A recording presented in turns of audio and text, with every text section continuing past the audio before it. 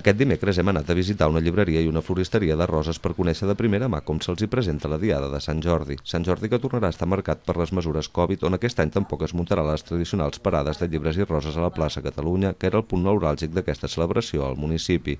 L'opció era muntar-les al jardí públic del Mas de les Figueres, que permet un major control de l'aforament en ser un espai parcialment tancat, o repetir el format del juliol passat de muntar una parada al carrer davant els establiments. Opció que aquest any es tornarà a repetir, tot i comprovar que l'opinió de floristeries i llibreries són diferents. Tindrem la parada de fora, tindrem la parada de dintre i creiem que serà més fàcil i més còmode pels clients.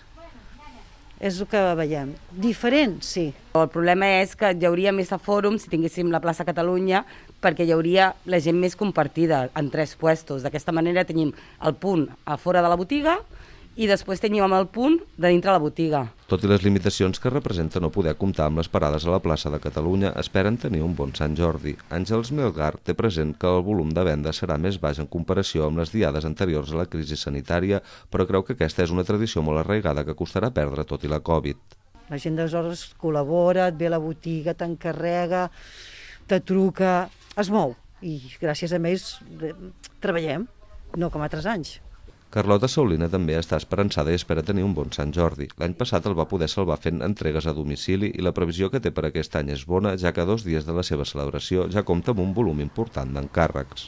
Molt bé, la gent té ganes, han vingut molta gent, per la pàgina d'Instagram hem vengut molt, ens han encarregat molt, moltes coses. Vull dir, la gent l'any passat al fer-ho tot per telèfon i per Instagram han sigut igual, vull dir que m'han trucat, m'han fet molts de pedidos. Pel que fa a la venda de roses, la més demandada s'espera que torni a ser la vermella, però aquest any com a novetat hi ha una rosa natural preservada que està tractada perquè aguanti uns 5 anys conservant la textura, el color i la flexibilitat pròpia de la flor com si hagués estat acabada de tallar. Pel que fa a la venda de llibres, s'espera que els títols d'escriptors reconeguts o que han estat premiats com La farmacèutica de Carles Porta, L'home que va viure 2 vegades de Gerard Quintana i Premi Ramon Llull o Aquitana d'Eva Garcia i Premi Planeta siguin els més buscats. A més, aquest any també hi ha moltes novetats d'escriptors de la comarca que val la pena tenir en compte a l'hora de decantar la balança cap a un llibre o un altre.